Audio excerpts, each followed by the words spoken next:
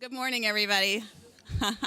So happy to see everyone here this morning. Welcome to the inaugural Nashville Collective Impact Forum.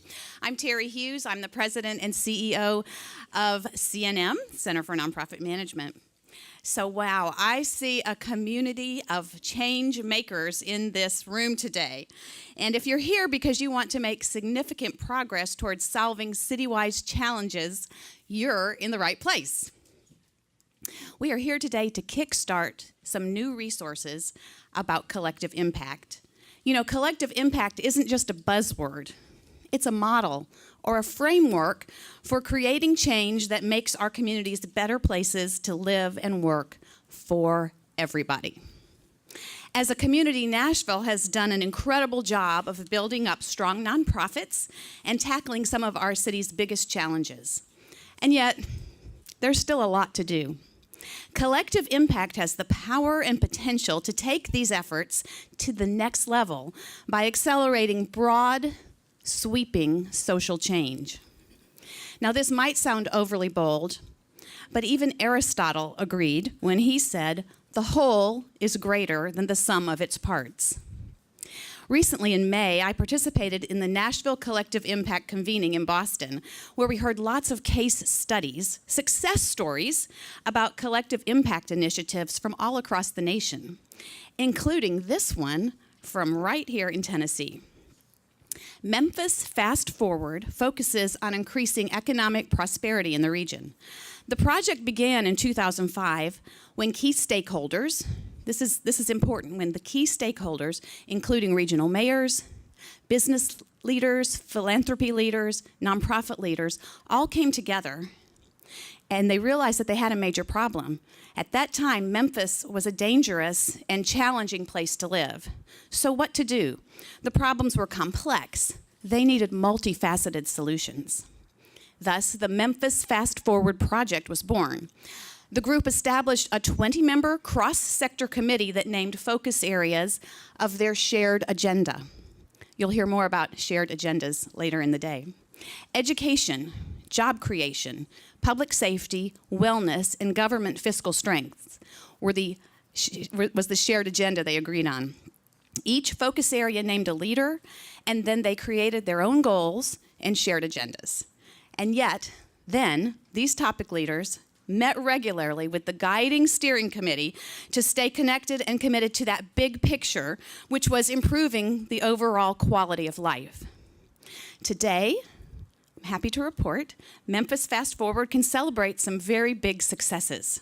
Some of those highlights include the creation of more than 17,000 jobs, a 23% drop in violent crime, and advancing significant education reforms.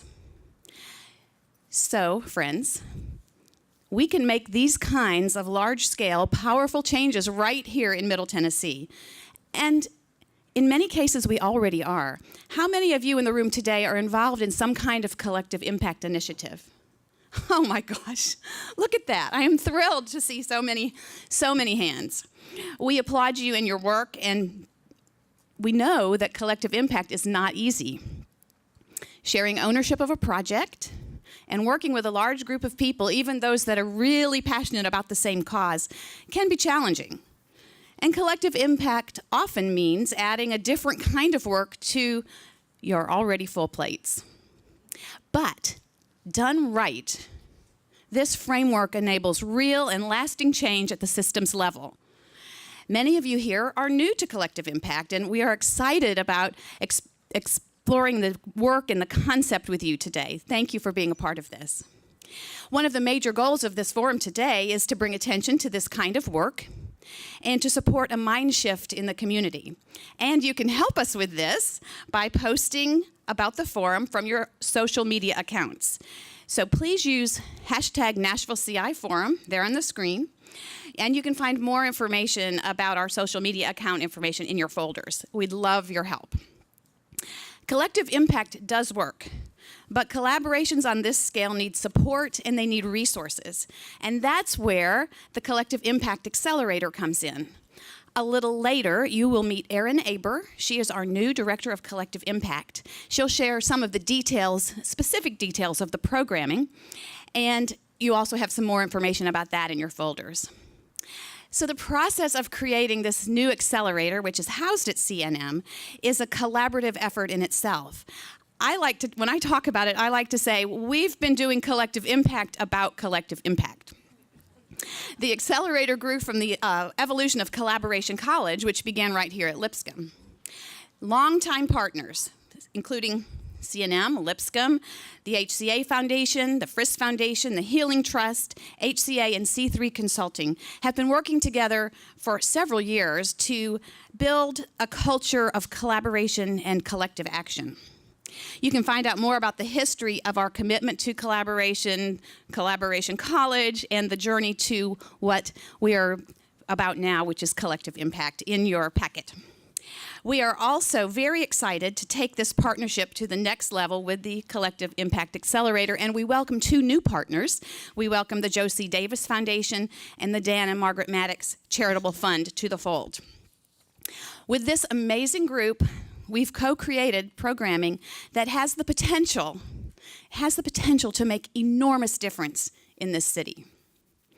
Those of you who know me know that I'm all about books and reading. And I ran across a quote recently. T.E. Lawrence wrote in The 7 Pillars of Wisdom, "All men dream, but not equally. Those who dream by night in the dusty recesses of their minds wake up in the day to find it was vanity. But the dreamers of the day are dangerous people, for they may act on their dreams with open eyes to make it possible." My challenge for us today is that we give ourselves permission to be dangerous people, and that we dare to dream with open eyes, making it possible for us to effect lasting positive change together. One of the most important aspects of collective impact is that it requires all sectors on board, working together. We are beyond fortunate. We are blessed to have a mayor's office that is supportive of this work. Under Mayor Megan Barry's visionary leadership, the office is working hard to develop and strengthen partnerships and collaborations. I'm sure many of you have heard Mayor Barry refer to private-public partnerships. We are so thrilled to have Mayor Barry here with us today. Please join me in giving Mayor Megan Barry a warm welcome, someone who inspires us all to make this a better community.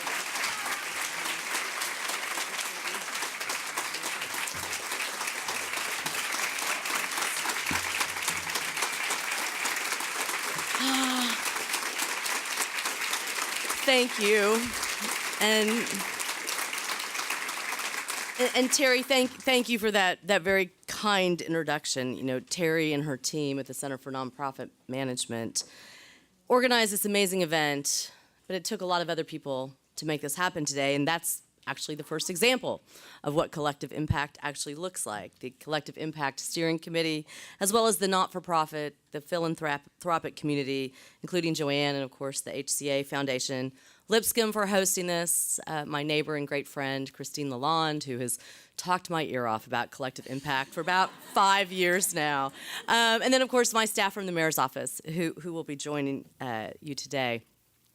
You know, I often say that government can't do it alone, and we can't. There's so many issues, there's so many problems. We know that together, though, when for-profits and not-for-profits and government come together, we can do so much more together. And partnerships are what really make it happen in Nashville. And I know a couple of examples right off the top of my head. Yesterday, after working for 2 years, we were able to bring a flight direct from London together. Now, that wouldn't have happened without a lot of people. We have an amazing library system that Terry knows all too well. And I will tell you that that would not have happened without a collective impact. 2 heads are better than 1. 20 heads are better than 2. And 100 is even better. You know in this room that the last 2 weeks have been hard weeks for me and my family. I will tell you that community is also the counterbalance to grief. and that collective community that you all have shown to me and my family. I'm eternally grateful.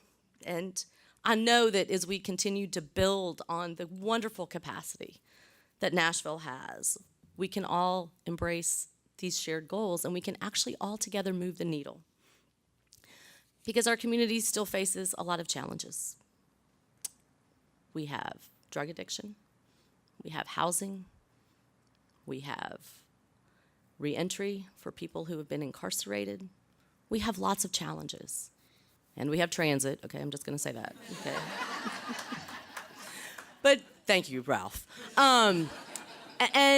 But together, we as a community can really solve a lot of these issues. And I'll have to tell a story because we have Soteria Reed is here. Where's Soteria? So Soteria Reed worked this summer for the Center for Nonprofit Management. That was the result of Opportunity Now. And Opportunity Now came out of this idea of how do we make a collective impact. Some of you have heard me tell this story, but I want to tell it one more time because it's also about my son. So about 2 years ago, my son Max called me up and he said, "Mom, I need an internship." And I said, "Okay." And I called a friend of mine and I said, "Dave, Max needs an internship." And Dave said, "Have him call me and I'll talk to him." And after Max talked to Dave, Max called me back and said, "Hey, Mom, Dave said he'll give me an internship, but I don't want to take it if the only reason I'm going to get it is because I'm your kid." I said, "The only reason you're going to get it is because you're my kid, because you are totally not qualified." That was the seed for what we as a community need to do together. Because while I could open one door for Max, all of you in this room could open many doors. So our challenge this summer through Opportunity Now was to put 10,000 of our kids to work in paid, and paid was important, paid meaningful internships. Because we know that if we get our child a job, they'll get a second and a third and a fourth. And Soteria is headed to Northwestern to college, and what a great thing. Soteria is a graduate of Hume Fogg, one of our finest public schools. And, you know, together, that is what we can all do together.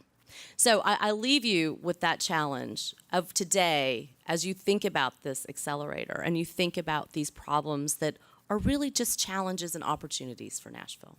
Because when we come together, we can make a difference.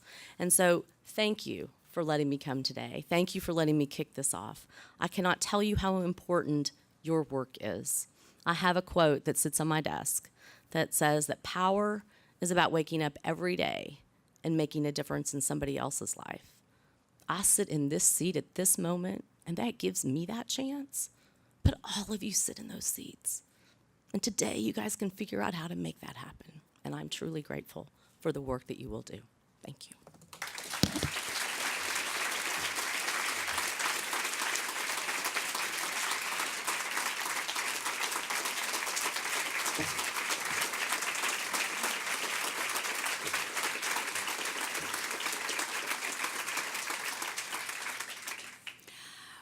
We're so grateful to Mayor Berry for her time and her insights. I'd like to welcome now one of our partners to the stage. Joann Poulos is the president of the HCA Foundation, and she's been an integral part of this project from the beginning. You know, I used the word, I'm going off script, Joann. I used the word tenacious earlier about Joann. Because it is Joann's belief in this concept, in collaborating, in collecting, the collective approach that is really, over the years, she has been tenacious. She's been visionary about what a difference this could make in our community. We would not all be sitting in this room today if we didn't have this tenacious woman who cares so much, who is a true champion of collective impact. So please give Joann Poulos a warm, warm welcome.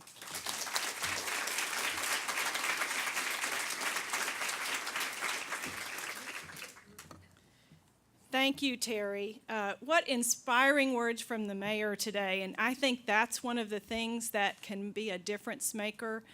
Government's role in collective impact is so key for us, and we are in a unique position as Nashville to have this mayor at this time. We're also in a unique position to have the Center for Nonprofit Management. If you go on their website, it says Be Excellence. And that's what we want to be on Collective Impact, too. We want to be excellent together. So I couldn't be more grateful, and I know I speak on behalf of the entire steering committee. We are so grateful for C&M for making a home for the Collective Impact Accelerator as they make a home for excellence in nonprofit management in Nashville. Let's give C&M and that team a round of applause.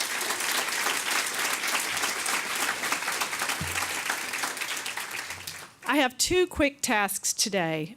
The one is going to be to introduce our keynote speaker, Paul Schmitz, and the other is to recognize a cohort of about 20 Nashvillians who took 3 days out of their time, traveled to Boston for the National Collective Impact Forum, and participated in the Collective Impact convening. Now, those individuals, as you'll see, represent cross-sector of Nashville, and we were very intentional in making sure that we had representation from government, from business, from philanthropy, from nonprofit. So if you're here today, please stand as I call your name. And most of them are here, which shows a lot for their commitment. Of course, Terry Hughes and Kim Carpenter-Drake for the Center for Nonprofit Management. Please stand. Pete Bird and Corinne Bergeron from the Frist Foundation. Erica Mitchell and Tracy Dill from our United Way of Metropolitan Nashville. Angie Thompson from the Metro Health Department. Liz Attack from the Nashville Public Library. Mattia Powell from Alignment Nashville, one of our own collective impact initiatives. Jennifer Hill from the Nashville Public Education Foundation. Laura Moore from the mayor's office, and we're grateful to Laura and all the mayor's office representatives hiding in the back today. Mark Dunkerley from the Oasis Center, Judy Tackett from the Metropolitan Homelessness Commission, Julia Gildemeister from Rooftop Nashville, Corey Gephardt from St. Luke's Community House, and I would be extremely remiss if I didn't recognize, with special acclamation, Caitlin Nossett, my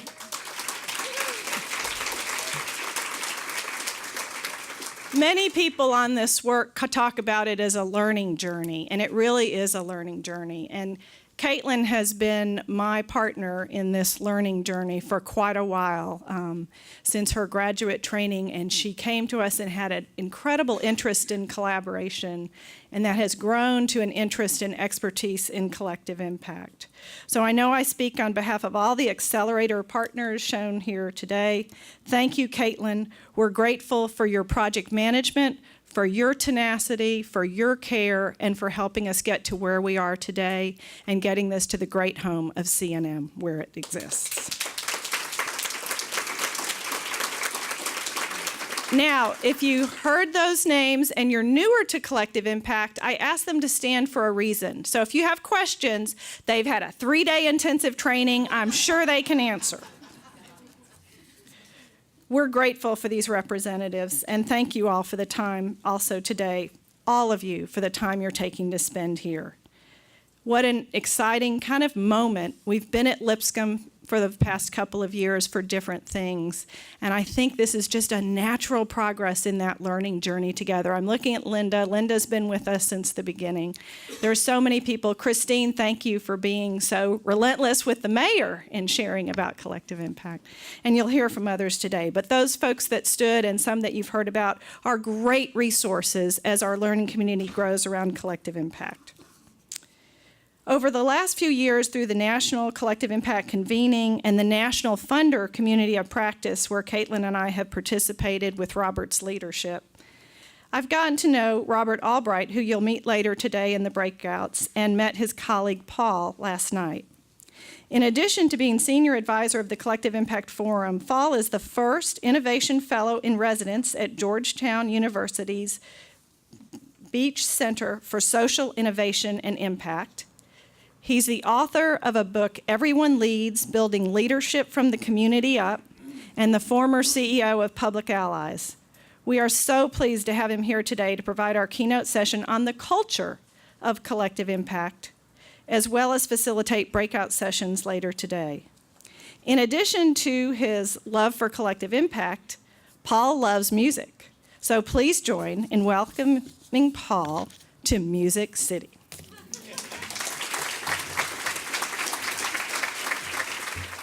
So today we're going to talk about kind of how does collective impact actually work? And to get us started, what I'd like you to do is a little activity with me at your tables for a few minutes. I'd like you to do this. I'd like you at your tables to think about if you were trying to design the worst collaborative process you could imagine, one that would be miserable to participate in, what elements would you want to make sure you had at the table? So I want you to design a collaborative effort to just suck. Go.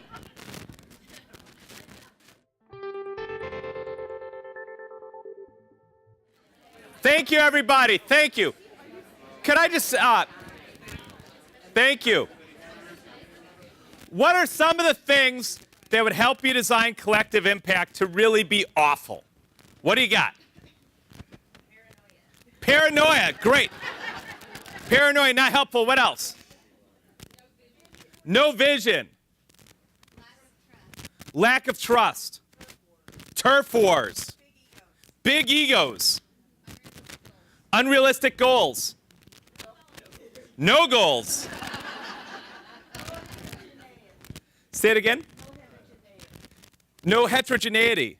Yeah. Fragmented communication. You guys would be really good at designing really awful collaborative experiences. But I know Nashville's better than that. But I have to ask you, we just listed a bunch of things at your tables and in the group. Have any of you seen any of these things before in a collaborative you've been part of? All right. And that's why when it comes to doing this work, that I always come back to the great Peter Drucker quote, culture eats strategy for breakfast. That you can design a really kick-butt like strategy and metrics and evidence and all that, but if you've got turf wars and big egos and things like that going on, it's going to fall apart at some point. If you don't have the right people around the table, if you don't have the community engaged, it's going to fall apart at some point. So we have to be as rigorous in collective impact about building culture as we are in building the strategy. It's a twin-engine plane. The collective has to be strong, and the impact has to be strong. And we have to build those together. I wanted to shortly talk about how I came to collective impact. I was part of something called the White House Council for Community Solutions. And we were tasked with finding how our community is solving problems.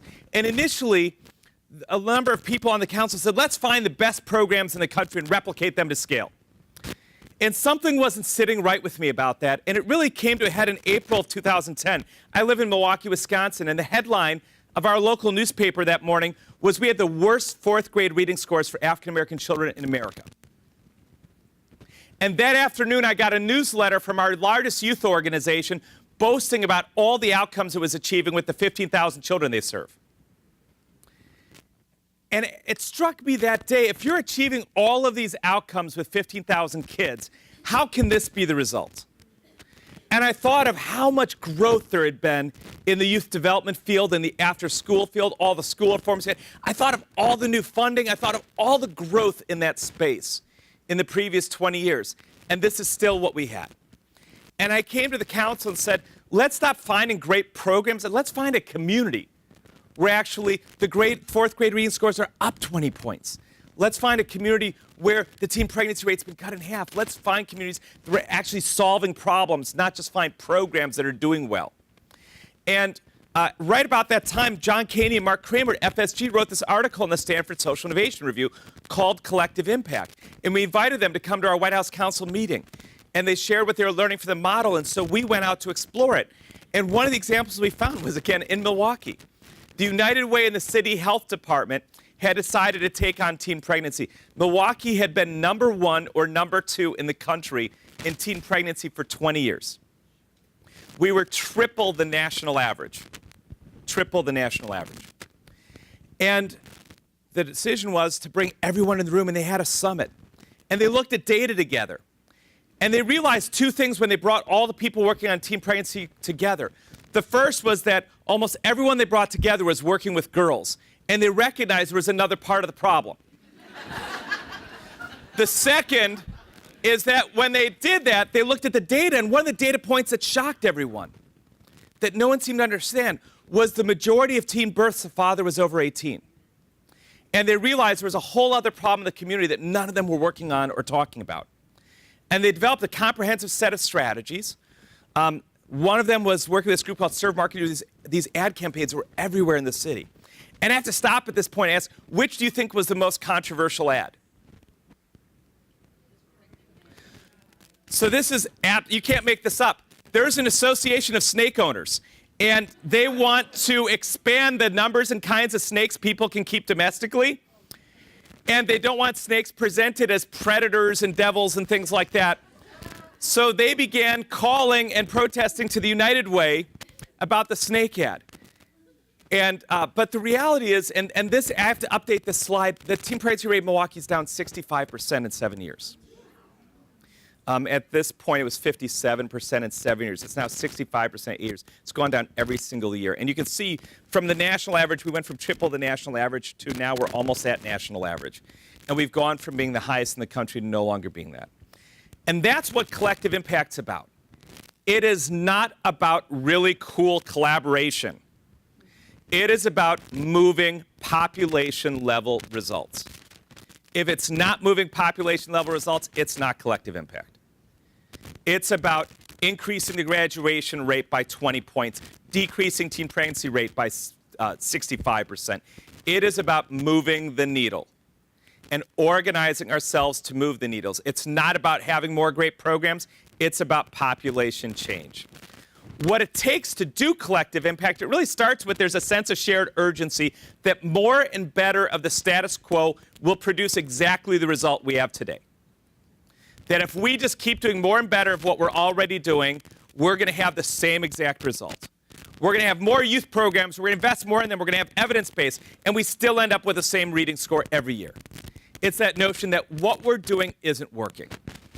We need champions who can bring people to the table, and we have to have neutral conveners that can hold people at the table, that people can trust, that can help work through those egos and turf issues. We have to have stakeholder trust. We have to have trust built, and if we don't have trust, we have to do that work on the front end to repair that so we can work together. And finally, we have to align resources. If you have that, that's the foundation. And on that foundation, you start with a common agenda, which is that strategy of what will it really take at scale to move that needle. If you're working on infant mortality in Milwaukee, which is another initiative in my city, and we know the problem is primarily in 7 zip codes among African-American women where the rate's triple the white rate. We know there are 28,000 women of childbearing age in those 7 zip codes. That means our strategies have to operate at 28,000. You don't develop a collective impact and then say, let's have a program for 100 women here and 50 there, and let's fund this program for 25. No. What would it take to move 28,000 women to this outcome? The common agenda is building a strategy at the scale of the needle you're trying to move. And who all needs to contribute to that? To do that, you have to have shared measurement. You have to know how you're doing. You have to know whether your strategies are the right strategies as you go and adapt and adjust. In the early years in the teen pregnancy example, the African-American white rates were going down, but the Latino rate wasn't. And they formed a Latino task force in the second year when they realized that the Latino rate wasn't moving. And that task force developed a whole new set of strategies they implemented. My favorite was they realized there were 2 main stores on the south side of Milwaukee that sold quinceañera dresses. And they worked with those stores to put pregnant mannequins in the stores with bilingual, culturally appropriate information and geared at the mothers. They also realized that primary communication for us in that community was through mothers. And so they developed their strategies in a very different way than they did on the north side or in other parts of the city. And that's because they were using data in real time to adjust strategy, to think anew. Right now they're dealing with the fact that they're seeing STD rates are going back up. Even after the teen pregnancy rate's been going down, then they're re-examining their strategies as a result. So again, shared measurement is we're all looking at data continuously to improve and support and adapt our strategies. We're figuring out how to connect the dots in our community. Sometimes you have 5 organizations serving the same family and they've never talked to each other. We have groups that overlap in all sorts of ways, so let's actually connect those dots and operate like a system instead of being a kind of non-system that's all operating in people's lives. We have to have continuous communication, so we have a way to continuously share information and data and connect our work and find ways that we can improve what we're doing. And finally, holding all this together is, to me, what one of the real innovations of collective impact was the recognition that you need a staff to manage the process. So often I was part of coalitions or collaborative efforts where we'd leave a meeting and everyone would have the best intentions. And we'd come back to the next meeting and none of us got done what we promised to do. And the backbone's role is to make sure that work happens, to make sure we're advancing between meetings, to make sure everyone's prepared and has the data and information they need, to make sure that we're moving forward, to recognize there's 2 groups that just argue with each other and me, so I'm going to meet with them each separately and make sure that we get them on the same page before the next meeting. It's all of that work that holds the process together. But I would argue there's 2 big shifts necessary for collective impact. The first is in strategy. I'm going to talk more about that this afternoon. But it's really being result-based about strategy. Really understanding what does it mean to move the needle? What will it actually take at scale and who all do we need to engage? And to not get in the trap of thinking immediately about programs. And to think creatively. But to operate at the scale and not assume that all the programs at the table get to continue doing what they're doing. It's the recognition that we're going to figure out what would it really take to do this. So if we know on infant mortality that 60% of infant mortality is a result of prematurity in our city, 25% birth defects, 15% sleeping and other causes. But most of the initiatives in the city have focused on sleeping, on safe sleep, and smoking cessation among pregnant women. We look, and 13% of African-American pregnant women smoke, 13% of white women who are pregnant smoke. And yet, the African-American infant mortality is triple the white.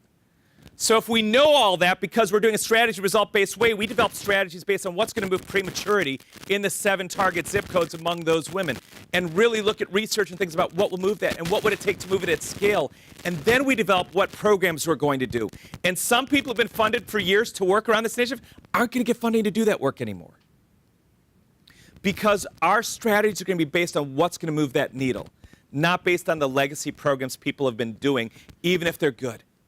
And that doesn't mean those programs might not continue, but it means for the collective impact, we're going to focus on what most is going to move the needle. Because that's our goal. Not to reward programs, but to move the number of women having infant mortality and premature births down. But the second one, again, is that culture piece. And to do that, we have to think differently about what does leadership mean in collective impact. So I want you to take a moment, and I'd like you to turn to a partner, and I'd like you to think back to that first time in your life that you stepped up on a cause, an issue, on behalf of another person, yourself.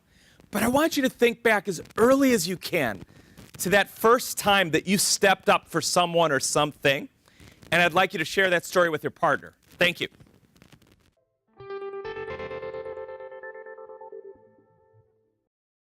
So as I mentioned, I wrote a book called Everyone Leads.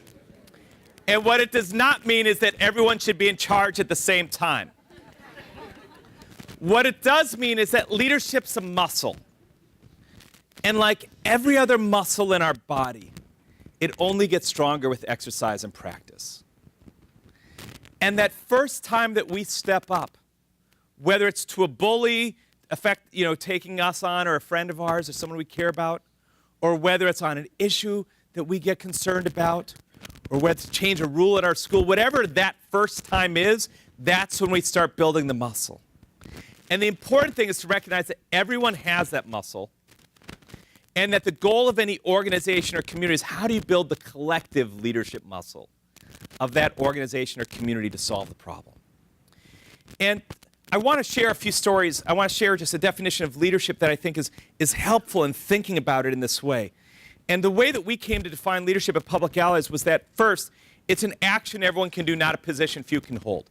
When we focus on the verb rather than the noun, it opens up the possibility of who can participate and what it means.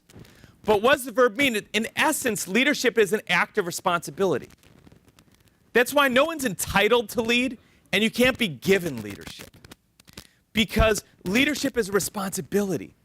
It's deciding, I own this result. I'm willing to do whatever it takes to get this done. I'm willing to work with who I have to work with, learn what I need to learn, but it's owning the result. And so a leader is someone who takes responsibility and is accountable. And everyone can take responsibility for their contribution to a result. And finally, when you think about those leaders you love working with and those you don't, when you think about the people that are awesome on committees and those that aren't, the best boss you had and the worst, it's usually not how smart or skilled they were at the technical aspects of their job. It's about whether they practice what they preach, whether they fulfill their commitments, whether they're inclusive, whether they listen to other points of view, whether they collaborate well, whether they empower others. It's all about values. And so often when we talk about leadership, especially on campuses and communities, we talk about the skills of leadership, but we don't talk about the values. And I would argue culture is built by values. And so when we think about what kind of leadership is necessary for collective impact, we think, what are the values of leadership necessary for collective impact? And there's 5 that I'm going to walk through in a moment. But first I want to tell a leadership story. And it's a story that you all know, but I'm going to share it to you in a way you might not have heard it before. And it's a story of Mrs. Rosa Parks and the Montgomery bus boycott. And first, we have to start with the fact that Mrs. Parks was always a lifelong rebel and radical. As a child, she got into fights when she was mistreated. She always stood up for herself. In 1932, she fell in love with her husband, Raymond, because of his activism. He had been active in a case called the Scottsboro 9 case, in which 9 young men in Alabama had been falsely accused of rape. And he became a community organizer in that effort. And she said it was his activism she fell in love with, and she said he was the first man radical enough for her to marry. In 1942, they attended their first NAACP meeting. The NAACP was really the organization of the professional class of African Americans, and they were working class people. But they found out that E.D. Nixon was running to be president of their local chapter. He was a member of the Brotherhood of Sleeping Car Porters and a porter on trains. And he would become the first working class president of an NAACP chapter in the country. So Raymond, who was a barber, and Rosa, who were a seamstress, went to their first meeting and helped elect him president. But no one ran for secretary of that chapter, and she was the only woman in the room that night. So she got railroaded into becoming secretary of the chapter, a position she held for the next 12 years. In that role, and it's important to hold this for a moment, it was her job to document all of the cases of abuse, discrimination, mistreatment, terrorism in the community. For over a decade, she was the community's repository for all of its stories. Through the NAACP, she went to trainings in Florida and Georgia by the master organizer, Ella Baker, who was the national field director of the NAACP and had been building leaders throughout the South. And she saw Rosa Parks as a real emerging leader and began mentoring her. And among other things, she encouraged Rosa Parks to create a youth council in Montgomery, which she did, in which she worked with young people every Sunday at her church on how they could step up to segregation in their community. Then one day she was working for Clifford and Virginia Dewar, who were the town's leading white liberals. Clifford had been a New Deal lawyer in the Roosevelt administration who'd moved back to Montgomery. And they were talking to her about her NAACP work when they recommended that she go to the Highlander Folk School here in Tennessee. And they recommended that it would be a great place for her to build her activism. And so Virginia Dewar raised the money among her friends to sponsor Rosa Parks to go to Highlander and took the bus with her to make sure she got there safely. At Highlander, she was trained by Septima Clark and Miles Horton, who've been training leaders throughout the South. And they also saw her as a real emerging leader in the movement and began corresponding with and supporting her work when she got back. She said that Highlander had a profound impact on her. She said it was the first time in her life that she was in a multiracial community where everyone was treated equally. And she said it gave her a vision of the society she wanted to live in. Also in 1955, a young lawyer moved to Montgomery, Fred Gray, who was 24 years old. He was the first African-American lawyer in Montgomery, the second in the state of Alabama, and she took him under her wing. And every week she had lunch with him, and she brought all these cases she'd been documenting for a decade and began working with him to figure which of these cases could be turned into legal cases to challenge segregation in Montgomery.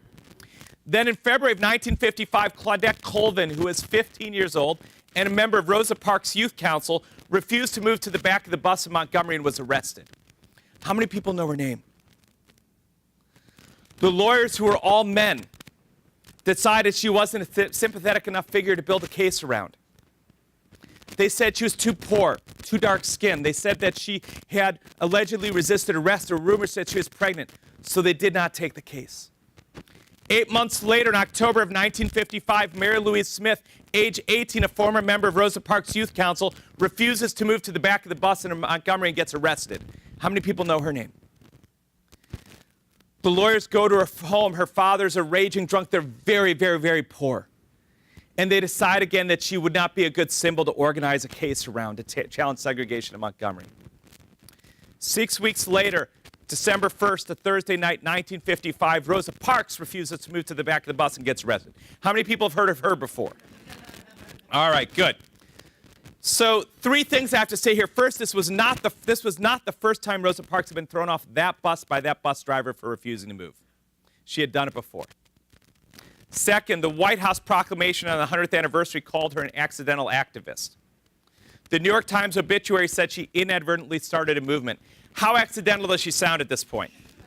So Edie Nixon, Clifford, and Virginia Dewar go to get her out of jail, and they go back to their home, and they spend the next few hours with her and Raymond talking about the idea of using this to start a movement and to take on segregation in Montgomery. And she and her husband Raymond know they'll lose everything if they do this, but they do. And they make the decision to go forward. So Edie Nixon calls Fred Gray and asks him to represent his friend Rosa. And then he called Joanna Robinson, who headed the Women's Political Council in Montgomery. The Women's Political Council was an association of African-American professional women. And for 2 years, they've been urging the NAACP to organize a bus boycott. And he tells her, we're going to begin the boycott on Monday. So Joanna Robinson goes to Alabama State University, where she's an English professor, a state institution, a historically black college, and she overnight prints 35,000 flyers on state paper using state ink, using state equipment. I was told Lipscomb frowns on this kind of activity. But 35, and if I asked you to make like 100 flyers for like last night at dinner for today, you'd have been like, we can't do it. 35,000 flyers overnight, and the woman met her the next morning and fanned every bus stop in Montgomery with flyers announcing the boycott. Then Edie Nixon called, and this is absolutely true, Ralph Abernathy, who is the pastor of Holt Street Baptist Church, and asked him if he could convene the pastors on Friday afternoon for a meeting, so on Sunday from the pulpit they would all call for the boycott. And this is true. He said, I've got an idea. There's this new young pastor in town. No one knows him. Let's do it at his church, because if he gets run out of town, no one will notice. And that's how 26-year-old Martin Luther King was drafted into the movement. They met at Dexter Avenue Baptist Church that Friday afternoon. One white pastor attended the meeting, Robert Grace, who was Rosa Parks' pastor. His home was bombed a week later. It was found out he attended. That Monday, the whole community marched. And that night, they had a mass meeting at Holt Street Baptist Church, and the entire church was filled with people in all the streets outside. And they asked the community to vote whether they'd like to continue the boycott, and the community voted unanimously to continue it. And they decided they had to create an organization, the Montgomery Improvement Association, to organize and coordinate the boycott. But Edie Nixon Rufus Lewis was a business owner, he was college educated, and he hated Edie Nixon. Nixon had beat him 3 times to run the NAACP, and he didn't understand how he, a college-educated business owner, was losing to an uneducated, unlearned porter on trains. And he didn't want Edie Nixon to run the Montgomery Improvement Association, but knew he couldn't beat him. So Rufus Lewis gets up before the community that night and says, we're too factionalized in this community. We have too many cliques and factions. We need someone completely neutral to lead us. And he nominates his young new pastor, Martin Luther King, to be that neutral leader for the effort, with the hopes that behind the scenes he can pull the strings. And King is made head of the Montgomery Improvement Association. He calls his father, who's a prominent pastor in Atlanta, who connects him to one in Louisiana where they had a bus boycott. This wasn't the first. And that pastor said, well, people march for maybe a week, and then you got to figure out how to get them everywhere. So King appoints Louis transportation chair, and Louis organized a 350-car carpool that for 12 months transported the entire community to school, church, work, and shopping. To fund that, two women, Inez Ricks and Georgia Gilmore, created competing clubs of women who cooked and sold food during the week. And they would see who brought the most money to the mass meeting each week to fund all the tickets the police kept giving the drivers and all their gas costs. Then Ella Baker took Rosa Parks on a tour of the North to raise money from NAACP donors. The Hortons and the Doors went after all the people who funded Highlander to support Montgomery. And then Baird Rustin came to town. A. Philip Randolph was head of the Brotherhood of Sleeping Car Porters, which was the largest African-American union in the country, of which E.D. Nixon was a member. He was really the dean of civil rights leadership in the first half of the 20th century. And his master organizer and strategist was Baird Rustin. And Rustin was controversial. He had been the campus organizer for the Communist Party in the 1930s. He had then gone to India to follow Gandhi and become a pacifist. He sat out World War II in jail as a conscientious objector to violence and pacifist. And he was an openly gay black man in 1955. They called him Brother Outsider. But he was the master organizer and strategist of the movement. So Rustin is sent down to Montgomery. He meets with Nixon and goes to meet King, and he goes to King's home. And King has a man on his front porch with a shotgun, a man on the roof with a shotgun, and Dr. King's carrying a sidearm. Up to that point, as the protesters in Montgomery marched, they always marched armed to protect themselves against the white community. And Rustin talks to King about the idea of using this movement to practice a Gandhian nonviolent civil disobedience campaign. King had read Gandhi in college and is interested, and Rustin says 85 members of the Montgomery Improvement Association have been indicted by the local police. I want everyone to put on their Sunday best and turn themselves in tomorrow. And the other thing he said is we want to get rid of all the guns. He said we can't win the sympathy of the nation if we march armed. And so King agrees, and Nixon, to do this as a Gandhian campaign, and the next day, the 85 people march down and turn themselves in and are jailed. But Rustin Rosa Parks had been an officer in the NAACP for over a decade. Her husband had once been an organizer in an effort funded by the Communist Party. And this is still the McCarthy era, so they decide again that she's not a sympathetic enough figure to be the case that winds this thing up. So yet another woman who'd refused to move to the back of the bus in Montgomery had been arrested, Aurelia Browder. How many people know her name? It was her case that went up to the U.S. Supreme Court that overturned segregation in the South. So the question is, who is the leader of the Montgomery bus boycott? Who's the leader of the Montgomery bus boycott? That's how change happens. That's collective leadership muscle. That's what it takes. How do we create an initiative where people of very different roles, very different skill sets, very different places can take responsibility for their contribution to the results and own what it's theirs to do and lead that? That's why collective impact takes leadership, not a leader. It takes the collective. The Army has a mantra for leadership called be, know, do. The idea is first I have to understand, who am I as a leader? What's my mission? What's my group's mission? What are my values? How do I work with others? And I have to master that before I gain the knowledge and skills to achieve that mission. What I would argue, again, is we spend too much time on the knowledge and skills and not enough on the be, because that's where leadership happens, and that has to do with values. And I'm just going to briefly walk through 5 that are critical for this work. The first is being asset-based. We like to use the proverbial glass or water bottle and ask the age-old question, is it half empty or half full? Yes, right? It's both. And this bottle or glass is like every single one of us in this room and everyone we serve. Every single one of us have gifts and talents that make us great family members, great friends, great workers, great leaders. But every single one of us also has emptiness. Things we don't do so well, mistakes we've made, regrets we hold. We all have both. Yet service is often about people who've been defined by their fullness, going into communities defined by their emptiness, to help people labeled by their emptiness with the notion that our job is to fill them up with some of our fullness.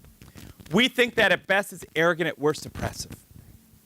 We think that great leaders are those who, even when staring into a community or individual's emptiness, find the fullness, because that's where we build. It means never defining somebody by the worst mistake they've ever made. It means not looking at community as the problem. It means recognizing that in every community there are ways in which people serve each other and the community every day that aren't on our radar. And how do we make that part of the partnership? How do we think differently?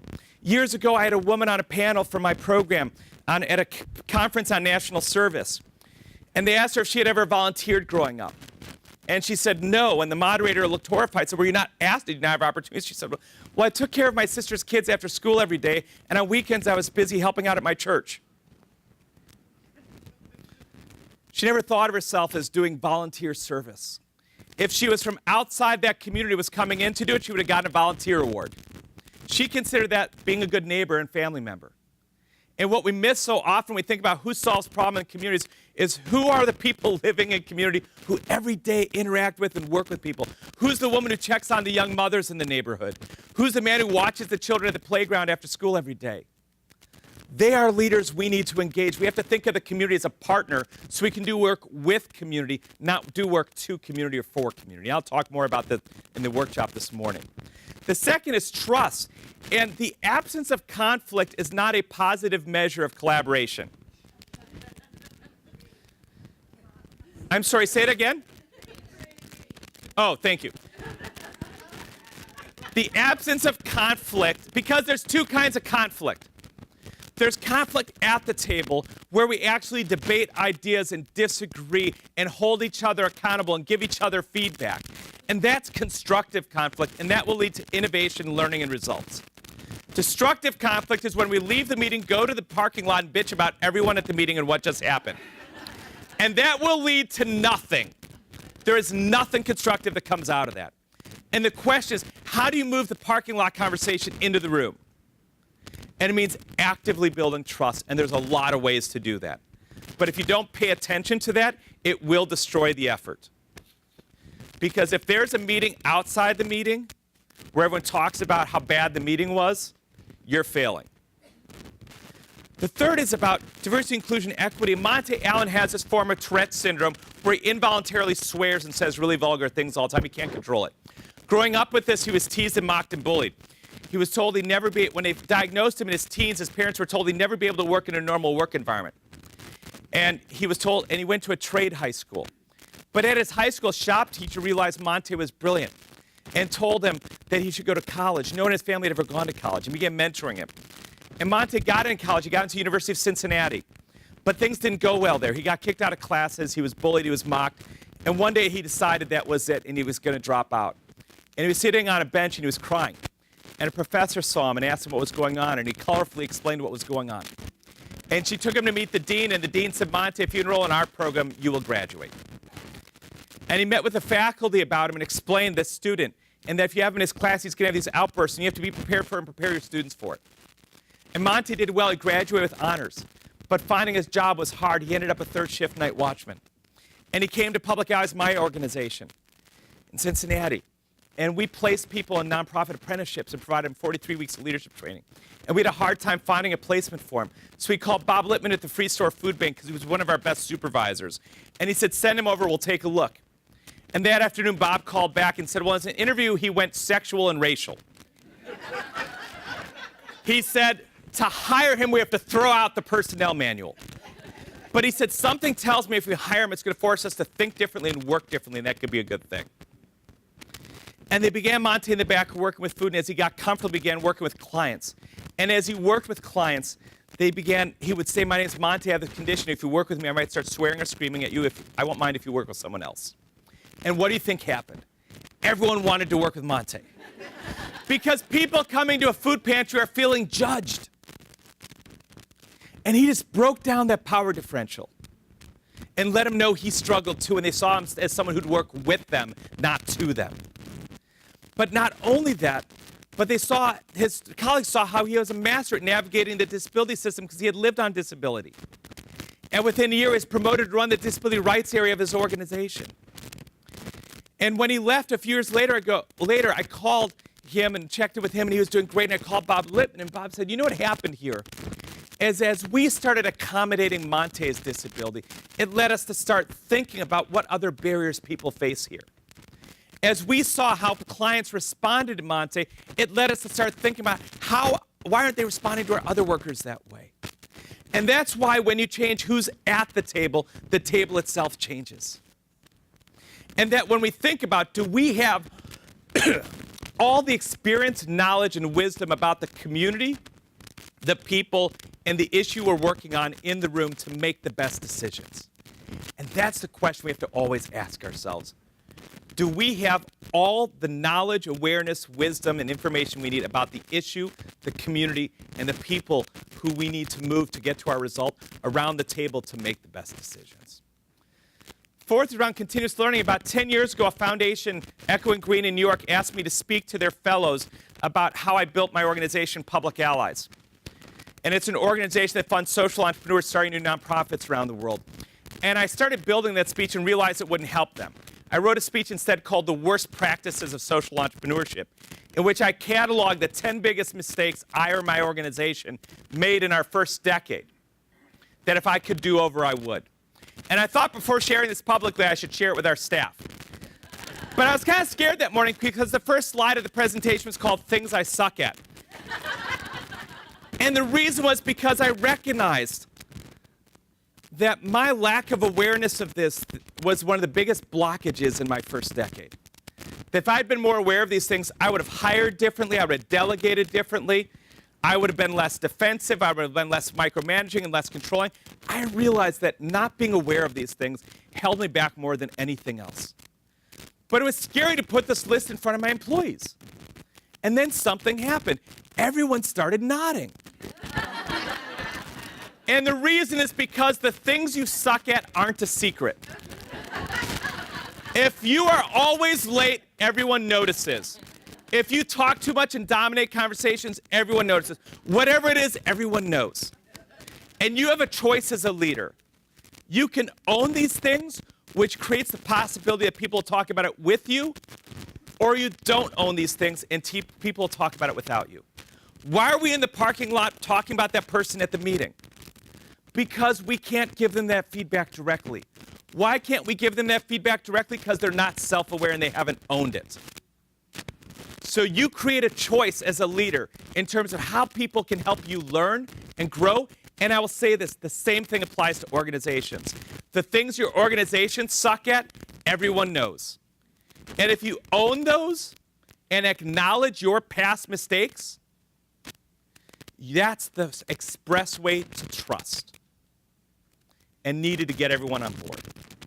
Finally, it's about integrity and our personal backbone. How do we be true to our own purpose and values? How do we be accountable to those promises we make to the people we work with? And how do we be accountable ultimately to those who have to live with our results? And how do we hold all of that? And that's really what integrity is. It's our account. Leadership's an act of responsibility, which means we're accountable to our purpose and values, to the people we work with and the people we serve. So that's what it takes to build a culture of collective impact. We need to think of leadership as an action and it's something that can be done collectively. We need people to take responsibility. We need people to be asset-based in how they work with community. We need people to be collaborative and build trust. We need people to be inclusive and practice equity at the table. We need people to be continuous learners and be willing to accept feedback and create a space of learning so we can be honest about what's working and not working. And we need to have integrity and accountability throughout. And if you can do that, you have a much better chance of getting to the needle-moving change that you're seeking. Thank you all very much. And I want to bring Terry and the panel back up.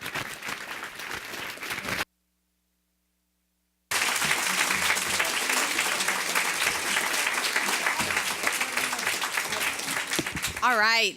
Thank you so much, Paul. If you'd like to hear more from Paul, he's leading 2 breakout sessions later. One is Proven Tools to Engage Your Community in Collective Impact, and the other is Results-Based Strategies and Collective Impact. Before we move on, I do want to remind you that for each session, we are asking you to provide feedback to us. It's really important to get your feedback because it helps us shape the content of upcoming programming. You'll find evaluation cards in your folder for the general sessions, and you can just leave those on the table.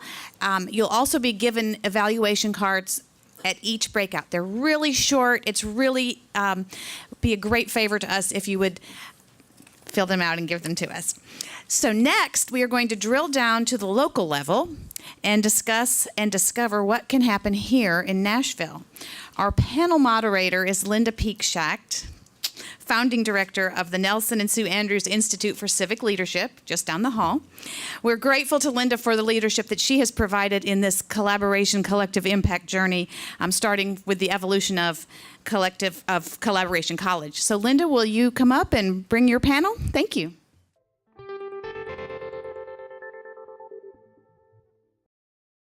Hasn't this already been a great morning? Let's give Paul another round of applause.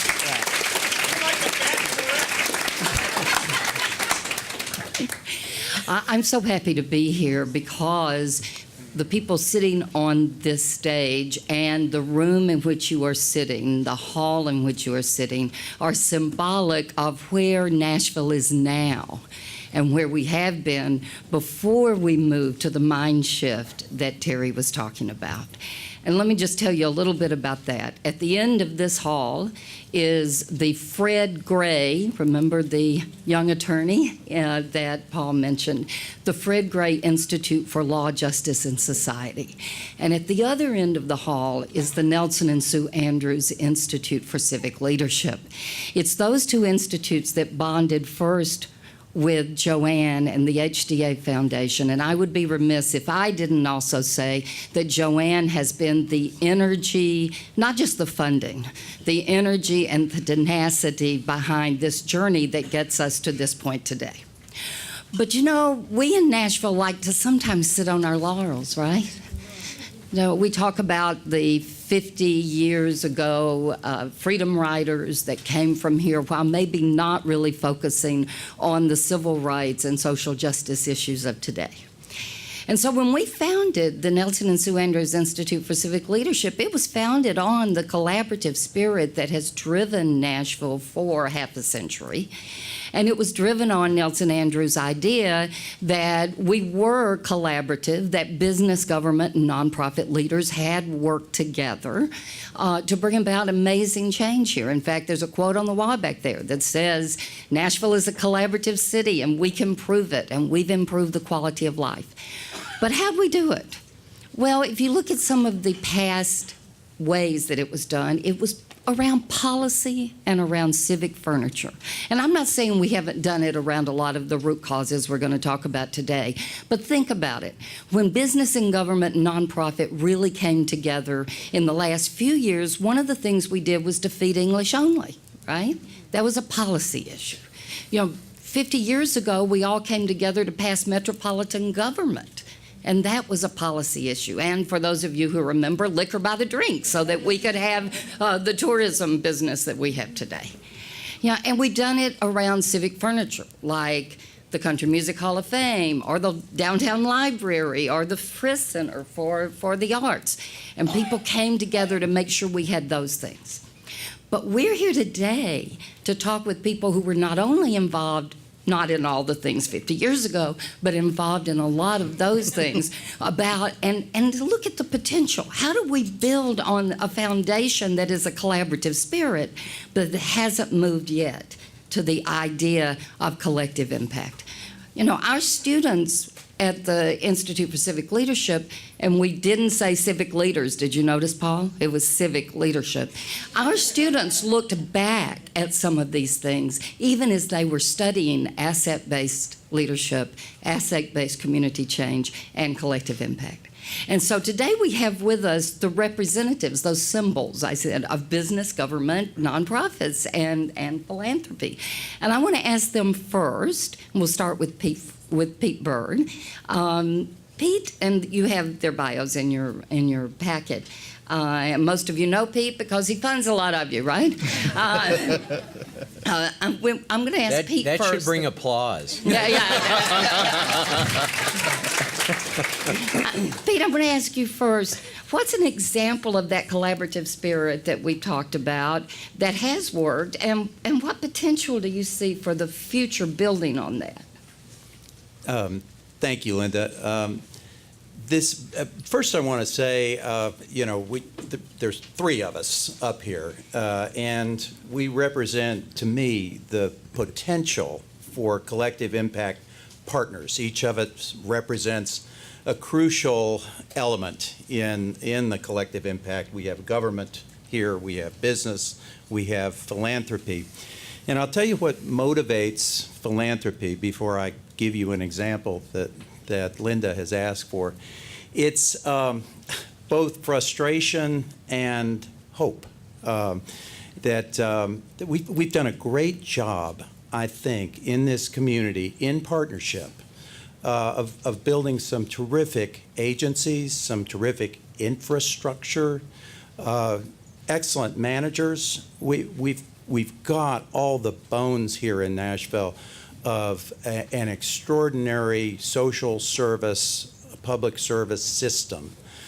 But when you look beyond, and I'm going back to something, the example Paul gave at what's really happening, are we moving the needle? And we are having successful programs, beautiful facilities, articulate managers, and we are still struggling with affordable housing, poverty, hunger, child care slots for poor people.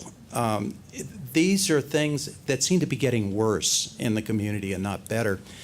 And what moves the needle? And people who have been in this world for a long time start asking that question. It's more about, it's not just about making payroll and having a stable workforce, having a nice building with which to serve your clients, but are you really making progress? And I go back a couple of years to a millennial guy who came into Nashville, back to Nashville, Will Connolly, who ran the Homelessness Commission. And Will, he's gone off to Denver now, many of you know, but he didn't know what he couldn't do. And he came in to the Homelessness Commission and said, you know, why don't we start putting a roof over people's heads? And that was a really new idea. And we were a community that was used to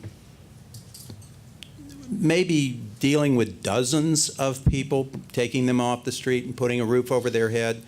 And Will said in about 3 years ago, why don't we set a goal to do 2016 people, take chronically homeless veterans and people who've been on the streets a long time, and take 2016 people and take them off the streets and give them housing by the start of 2016.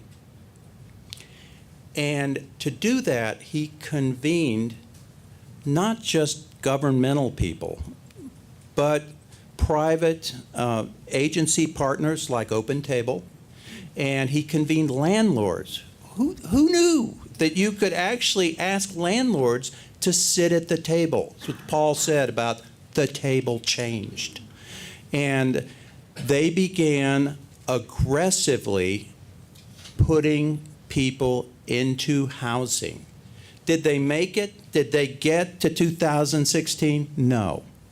Instead of 2016, in the fall of 2015, they announced they had housed 1,544 people. It's awesome. It's really going beyond these measures of looking at, is our agency successful? Do we have good programs? Do we have good people? And saying, who are we working for? Who are the clients out there? And are they having benefit? And is the community as a whole benefiting? And it was impressive. It was impressive because people managed to get over themselves. And they started moving the needle. And that's the sense of hope that we have in philanthropy for the power of collective impact.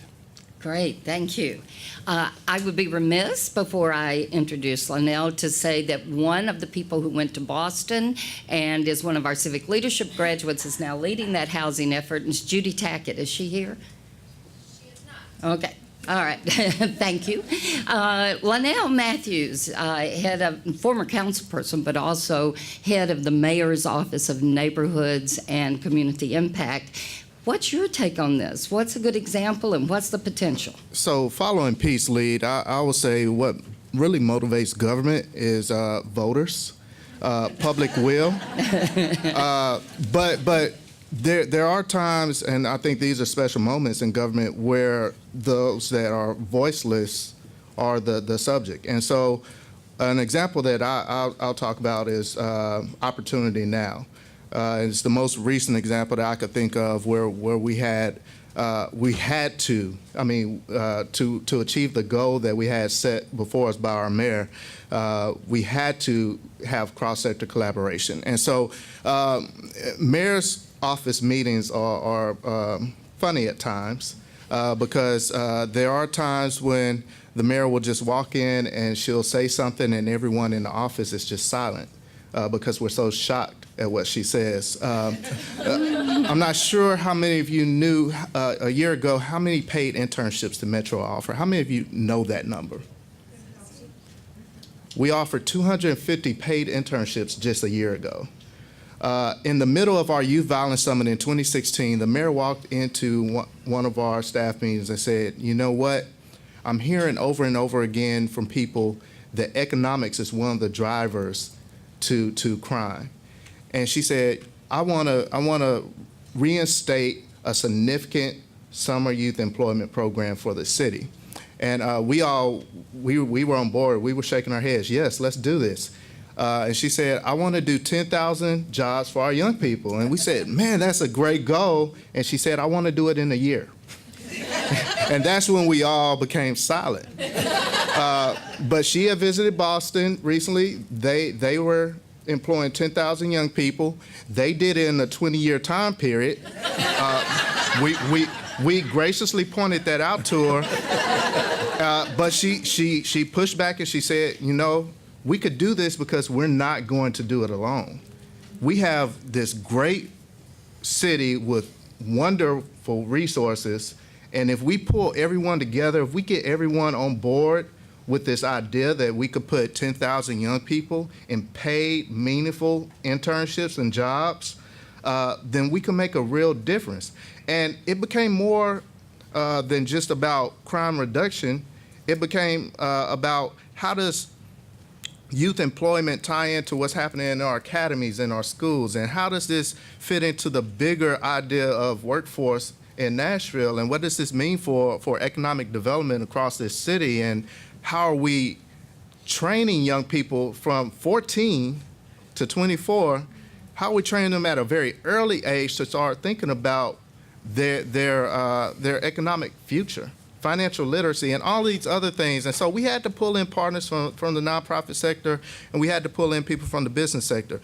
The one thing I'll say, and I'll be quiet, is I was in a public forum. It was a community meeting, and a well-known pastor, he'll remain nameless, he stood up and he said, I don't know why the mayor's going out and she's asking all these businesses and everyone to contribute and participate in this. Why don't government just pay for it? And I, usually in community meetings, I try not to enter conflict. Usually I do walk in the parking lot or in my car, and that's where the conflict happens as I'm driving home in my head to myself. But I couldn't help but stand up and I said, you know what, Metro is one of the, if not the largest single employer in this city. We employ about 10,000 people. There's no way we have the capacity, let alone the resources, to double our workforce, even if it is for a short amount of time. And I think that just put a reality on his perspective of the situation. And he kind of was taken back and he said, I didn't think about it like that. And I think the mayor being very forward-thinking, being very visionary, she walked into that situation and said, I know we're not going to do this alone, but I know we can do it. And that was the important thing.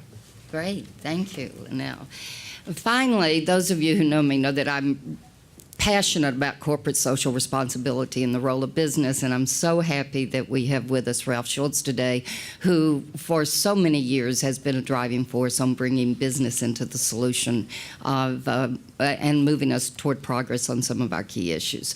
Ralph, what do you think the potential is, and what's a good example of what we've done so far? Well, I really don't think there's much more to be said. I felt that way when I came up here after Paul, but now I really Yeah, it was a hard act to follow, sorry. right. You know,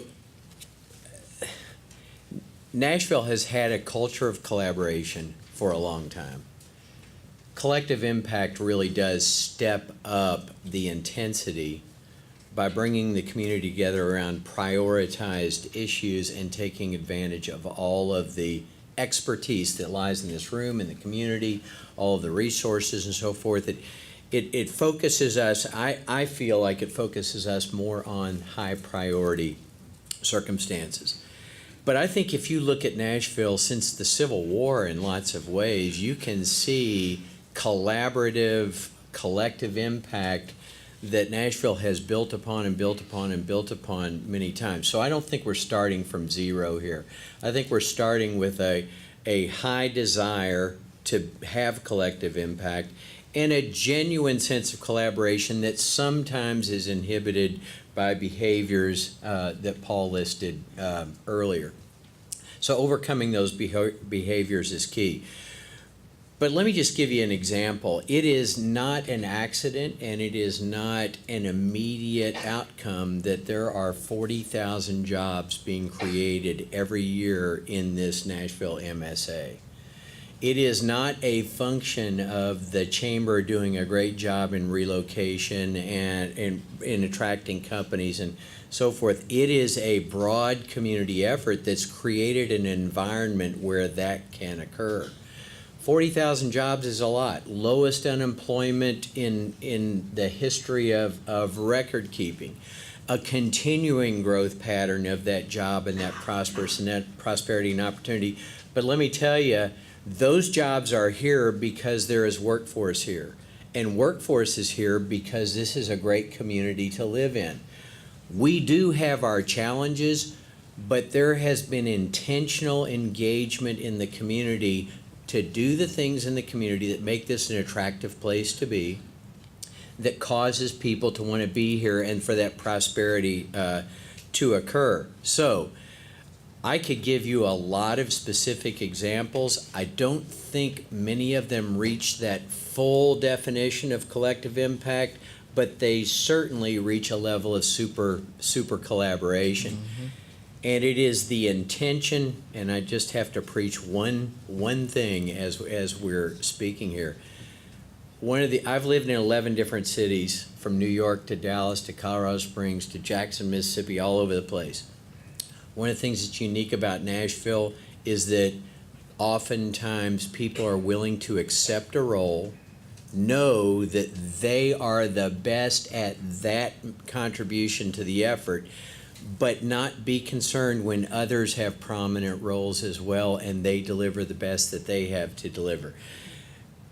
The British Airways flight is a great example of a CVB that does the best it can possibly do, but depends on the chamber and depends on Gaylord and depends on others to bring their best to the table too. So I think we have a great foundation because we have a generous spirit and people generally are willing to accept their role, deliver the goods, and celebrate in the joint success. Great, thank you.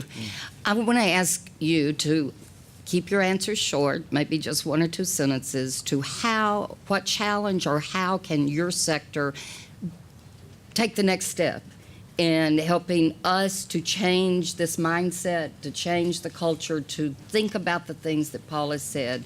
But for the sector that you're representing on this stage today, what is your challenge about how they can engage next? How do you get them engaged? Well, I'll start. I think from philanthropy standpoint, we've done a great job of talking about collaboration and encouraging collaboration and throwing down the gauntlet and then scuttling back to our ivory towers. And what we need to do is be more engaged in empowering these collective impact efforts. And what that means is being willing to step up and pay for help in how to do this. We are following not leading the collective impact efforts that are taking place in this community. They are already underway, but in many ways, they get stuck. And when they get stuck, I think you look around for the philanthropy support and you don't see it.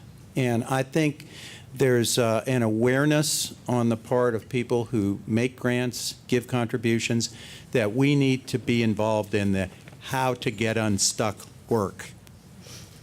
Linnell?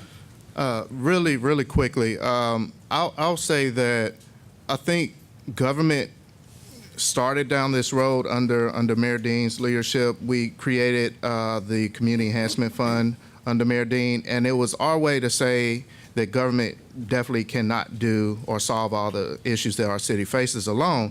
What Mayor Berry has done, though, is taken that a step further with initiatives like our Public Investment Plan process, the PIP process, during our budgetary process, to say that we need to be very intentional on how we spend resources on addressing these issues. And if government can't do it alone, do it in a collaborative way where our metro departments, nonprofits, business sector, they're coming to the mayor together to make presentations on how each of them collectively will actually use metro resources to address an issue. And it's a different way of thinking, but just think if we applied that same type of thinking to the philanthropy sector and really pooled all our resources together, the type of impact that will make to have everyone be very intentional, in Ralph's words, on coming together and solving issues. Great. Ralph? So one thing I'd like to say is, as I'm up here speaking about the Chamber's purpose is to create economic prosperity by facilitating community leadership. So we're a process organization. We're just helping community leadership identify its priorities and begin to execute. I think what the business community is going to bring to the table is, number one, they're going to use data and information to identify the priorities that inhibit the prosperous growth of this community. Then they are going to actually engage. They're going to be on your boards of directors. They're going to be contributors. They're going to be volunteers and activists, because that's part of what Nashville is. But then finally, they're going to be expect results. They're not about feel-good activity. They are about change. And so they are going to be accountability agents in that process. But they're going to be engaged, they're going to invest, and they're going to participate in the agenda building. If you leave them out of that process of your agenda building, then you're not necessarily going to get their engagement. Great, thank you. I had reserved the last 2 minutes for something that we haven't talked about yet, and that is the important role of media, local media, in helping us to understand and bring about this change. We are so lucky here in Nashville to have, in particular, the Tennessean. All of our media are doing a good job in this, and I don't want to leave them out. But David Plazas is here from the Tennessean, and their work in affordable housing over the last year in terms of bringing people together, as well as informing and offering to the public the options that are out there, has been really important, and we want them to be an important partner as we move forward. And I've asked David to ask the last question of the panel today. So David, thank you for being here. Thank you so much, Linda. Thank you, panelists. My question riffs on something that Paul had talked about, which is constructive conflict. Because we talk a lot about getting along and about identifying problems. What are the constructive conflicts that we need to engage in actively to solve specifically some of the challenges that we're seeing in Nashville today? I'll jump in. Housing, transit, violence, education. I mean, I could go on and on, but we know what our issues are. I think we have to be very open to breaking down the isolation around these issues.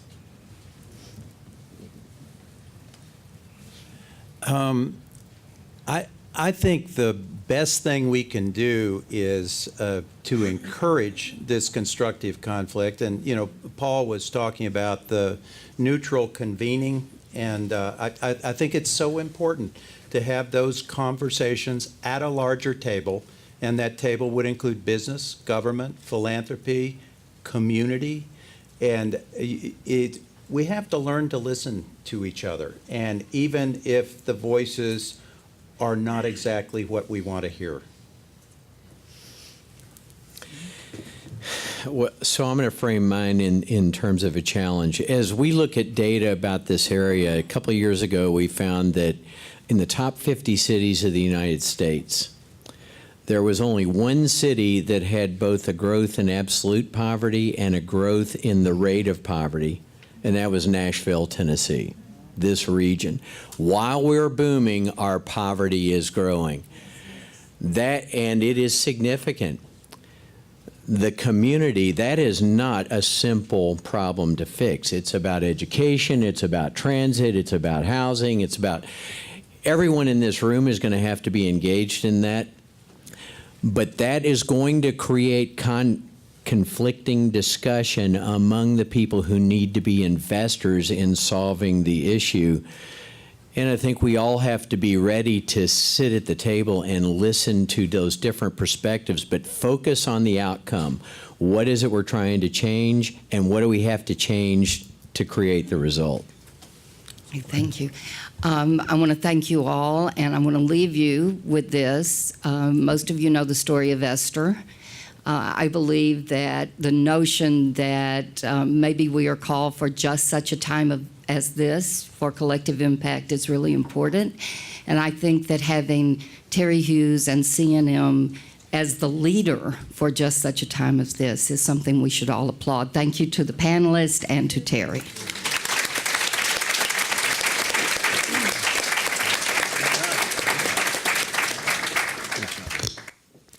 Thank you, Linda, Pete, Lonell, Ralph. We appreciate your insights this morning. Good morning, everyone. My name is Erin Aber, and just a few weeks ago, I had the honor of joining the CNM team as the Director of Collective Impact. So I'm very excited about this work, very excited about getting to work with each one of you and some great work in progress and seeing what we can grow in the future. As Terry mentioned earlier, we are continuing on our journey from collaboration to collective impact. And in your folder, each one of you has a folder at your place. You'll find a one-pager on some exciting programming coming up at CNM. We are a proud home for the new Collective Impact Accelerator.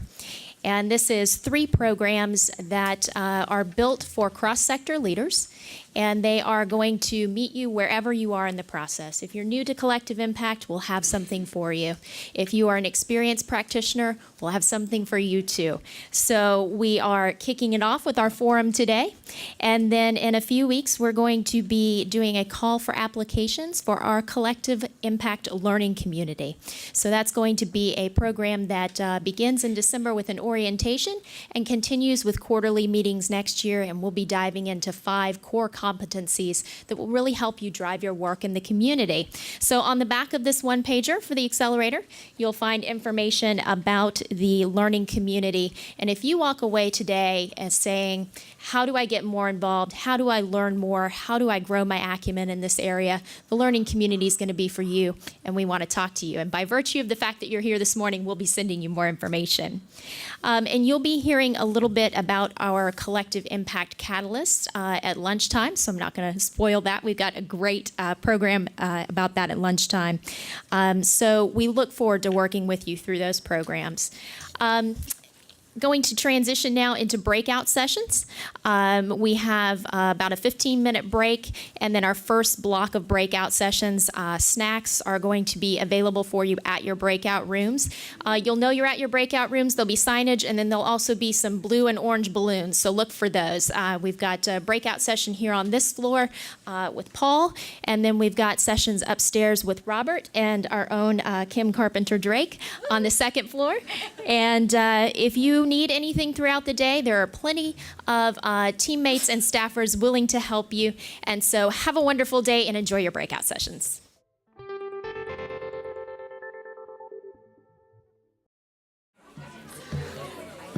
So, how were your afternoon breakout sessions? Great? Okay, good. All right, so before our final panel of the day, I'd like to welcome to the stage Tracy Dill with United Way. Yes. And one of the things that it's important that we want to keep sight of is the collective impact work that is going on here in Nashville. And Tracy is going to tell us a little bit about another collaborative initiative, which is United Way's Financial Empowerment Centers, which operate in partnership with Metropolitan Nashville and the Mayor's Office. So, Tracy? Thank you. Good afternoon. I knew I was going to have a problem because of my height, so hopefully you all can hear me. Before I get started, what I want you guys to do is raise your right hand, cross it across your chest, and give yourself a pat on the back. You have made it through the day, and I'm so very proud of you all for being committed in that capacity to stick this out throughout the day when there's other pressures, there's emails, there's phone calls, there's all sorts of things pulling us out of the office all the time. So as was mentioned, my name is Tracy Dill. I'm the Director of Community Impact at United Way Metro Nashville. I want to thank HCA, CNM, Frisk Foundation, Lipscomb University for bringing us together and really getting the buzz going around collective impact. So if everyone can give them a round of applause. So I'm here to talk to you about the Nashville Financial Empowerment Center, and I find it very ironic because the moderator in the next discussion is Christine Lalande, and I just saw Eric Cole walk in, so I'm in good company up here. The Nashville Financial Empowerment Center was a great idea back in 2012. I actually went to Christine. She was the Poverty Council chair at the time with the mayor's office. And I said, there's this opportunity for funding that I think Nashville needs. And she took it directly to the mayor's office. So you guys heard Mayor Berry this morning speak a little bit about how she was very tenacious and talked about collective impact for quite some time. Back then, she took it to Mayor Dean's office, and she said, Nashville needs this. And so we were very successful in bringing together partners like Metro Social Services, Nashville Career Advancement Center, Conexión Americas. The list goes on. There's probably about 20 to 25 partners that we work with to secure funds to bring the Nashville Financial Empowerment Center to this city. For those of you that don't know, the Financial Empowerment Center is free one-on-one financial counseling for any Davidson County resident in Tennessee. How many of you have heard about the FEC? Oh, that's so awesome. I love to see that. Okay, so the Financial Empowerment Center opened their doors in 2013. To date, we have seen more than 5,800 clients. And what the true impact of that looks like is $700,000 in savings accounts that those families that have an average income of around $23,000 were able to save up over those 5 years. And we were able to decrease debt by $6 million collectively among those families. Thank you. So why is this a collective impact initiative? Well, you know, Paul Schmidt said it earlier, and I'm going to look at my notes so I remember exactly what he said. You have to build culture and you have to build strategy, and it's not truly collective impact unless you change systems. And so what the Nashville Financial Empowerment Center was able to do here was to take an idea of taking financial education one-on-one and embedding it within the mayor's office, very intentionally embedding it within the mayor's office. Now, during the time we had to deal with the transition from Mayor Dean over to Mayor Berry, and we were a little nervous as to what that was going to mean. But Mayor Berry has taken that idea and has created an entire office around financial inclusion type efforts. And that's what we're talking about when we speak about systems change. And so the Financial Empowerment Center, as you will see over the next few months, is going to be bringing on additional nonprofits.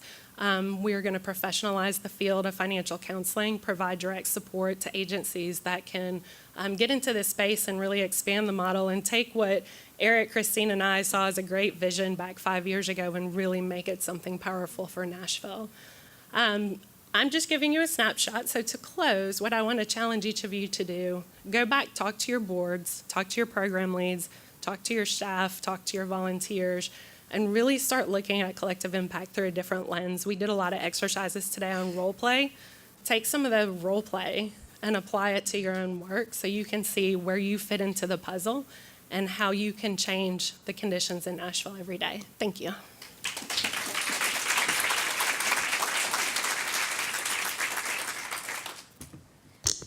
Thanks, Tracy. Our final panel for the day is being moderated by Christine Lalande here at Lipscomb University.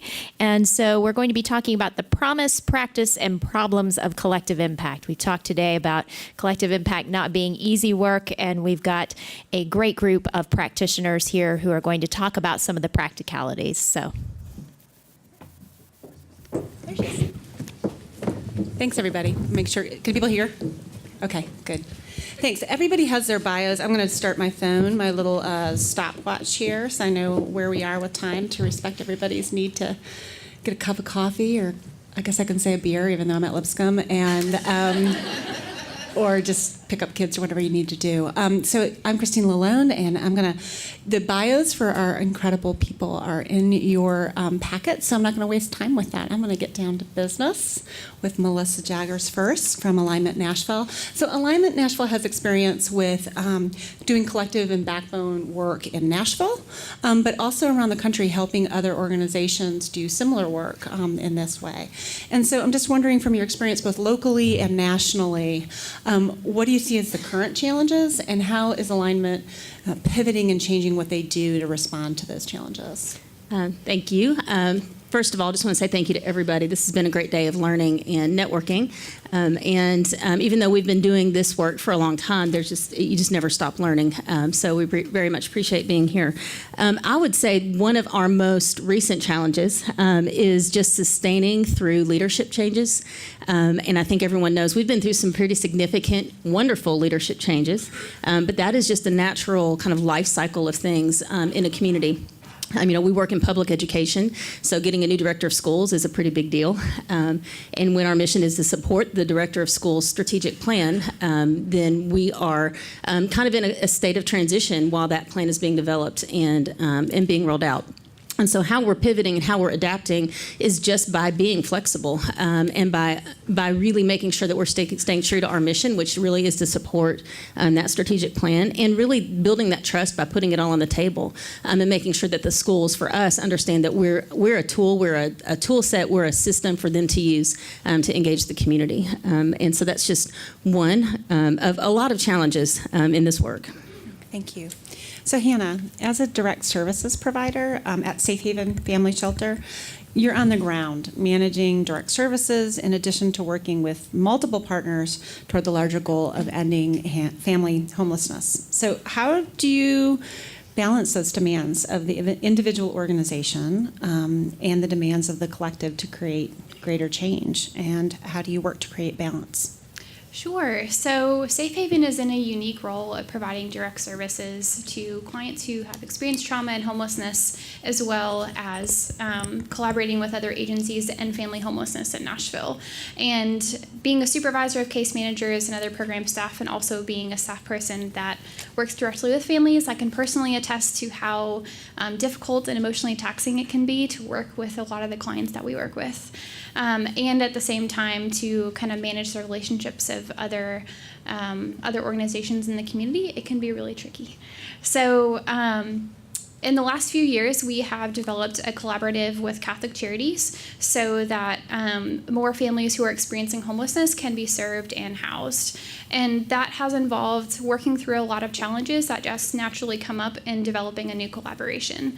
And so that has looked like working through running lots of reports and combing through lots of data and developing an MOU and just lots of stuff that takes time. And I think that was something that wasn't necessarily expected.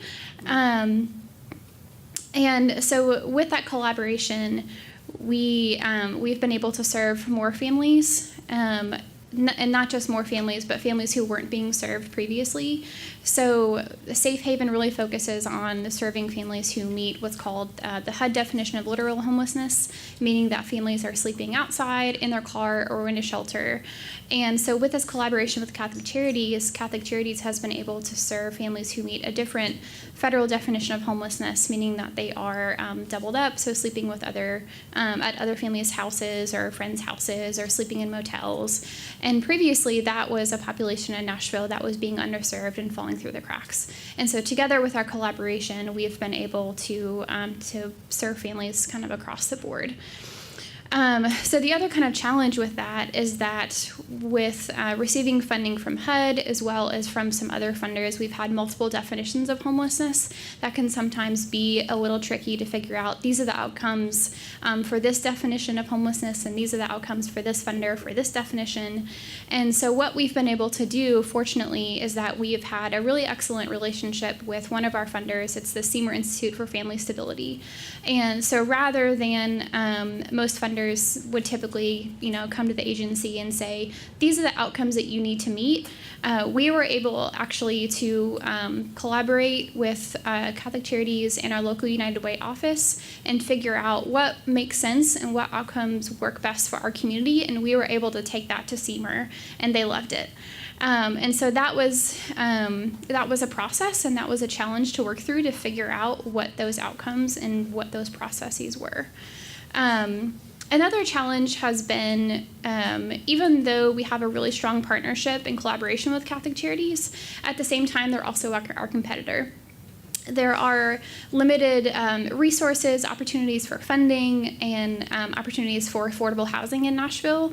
And so, there may be times where both Safe Haven and Catholic Charities are applying for COC funding, or both Safe Haven and Catholic Charities might have a family that is looking for the coveted affordable 3-bedroom unit in Nashville, and there are only so many of those. And so it can be tricky and challenging sometimes to not only support the partnership, but to at the same time access the resources that the agency needs as well.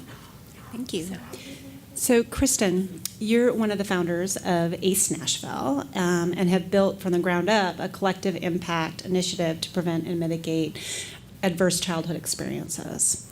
What are the challenges involved in engaging the community and sustaining momentum with partners? Sure. So first, in a full moment of transparency, I have to admit that we had no idea we were going to be doing collective impact when we started. So we had 3 of us, Jennifer Drake-Croft, one of our other co-founders, and 3 of us were in a room, and we said, how can we impact parents in Nashville and make great childhoods and create opportunities for parents to grow, and didn't know we were going to be doing collective impact. So I would say initially that was our first challenge, is deciding that this is the journey that we wanted to begin and to continue on, and really sort of had to define it as we went and what that was going to look like, and knew from the beginning that it was going to be a great commitment, but didn't realize, I think at the time, maybe sometimes ignorance is bliss, but what an incredible commitment that it has been. And so I think one of the challenges that many of us on the leadership team have faced at various times is this, split between how can I really contribute all of myself to this collective impact initiative while still doing the work that I have to do to get my own job done. And many of you, I know, can relate to that and know what that feels like. So I think that was one of the first challenges, especially for our leadership team. We were really lucky in that in the very beginning we went through a consensus building workshop, and out of that we actually involved the full community in that process. And out of that came our priorities and our working groups. So I would say that has been really the impetus for maintaining involvement and sustaining our community's excitement around this, because they created that path. They created our working groups and our key priorities based on the input that we received from them in the very beginning. So we really involved that full community of partners from the get-go. And so I think that was really important and really helpful for us, because now people feel like they have that sense of ownership because they have defined it. And so they have been able to say, this is my calling to be a part of this particular working group because it's my skill set and my expertise, and I can stay involved in that. I think one of the challenges in the beginning, though, as we grew and really wanted to consider ourselves an organic group and grow organically, that sometimes there were challenges with those folks who were participating on a working group that felt like, ooh, how much permission do we have to do some of this work? And do we have permission to create our own strategies and work plans and carry those things out? And who do we need to run that through? And what does that look like? And who signs off on that? And while we wanted to be organic and say to everybody who was involved, you know what, this is your collective impact initiative. You are a member. You are a part of this. You are the legs and feet of what we want to accomplish in the community. I think that there was a challenge where we didn't have what we are now referring to as our rules of engagement. So things around, the processes and procedures that we know are very important to have written down and formalized, and around the working groups and the work that we're doing, but also around the leadership team. And, how do we invite members and vet members of our leadership team, and how do we make sure that we're coming to consensus together and that we're speaking the same language and that we're all on the same page. So I think that's an ongoing challenge for us, and something that while we wanted to be organic, know that there comes a time when you have to formalize, and something that we've been committed to. So I think that all of those things together have really helped us sustain our momentum. And I would say the last piece I will add is that everybody on the leadership team was committed from the very beginning in viewing our work through a trauma-informed lens. And I think that alone has really contributed to our own excitement being at the table, because we said, we're not just going to say we're doing it, but we're going to do it in our own organizations. And what does that look like for us? And how do we need to change? And what are the things that we need to do in our own organization? Because we knew that had to start at home. So we've really each committed to maintaining that and moving forward with that. And then when we're together collectively as a leadership team, that we're always viewing everything through that lens as well. So that's also been, I think, an exciting factor and one that's kept people engaged. Thank you, Kristen. So you all have touched on it a little bit, but I'm wondering if you'll share a story of a moment or a challenge that you faced. I'll start with you, Melissa, that just was tough to work through. Because some people are scared to talk about how difficult this work is. I'm personally not. I think that's what makes it real, is the difficulties. And so what was a moment or a thing that you had to work through, and how did you get to the other side of it? Well, okay, so full disclosure, Christine dared me before this panel started to basically reward you for staying until the end and being controversial. So I don't know that it's really a moment, but I think this is kind of threaded through, and this may not be a very popular thing to say. And so I hope you understand my heart in saying this, but one of my pet peeves, I do not like it at all when people say, we just don't need to worry about who gets the credit, we just need to get the work done. Because I don't think that acknowledges the realities that each of you will face when you go back to your everyday job. And while I appreciate and understand the sentiment behind that, that we do just want what's best for our community, I think there's a way to do it in which we can share credit, in which each organization can say this is what we contributed to these overall population level results that have been accomplished in our community. And so, I can think back on many times where we did not do that very well, where we didn't figure out those ways to share the credit across the community.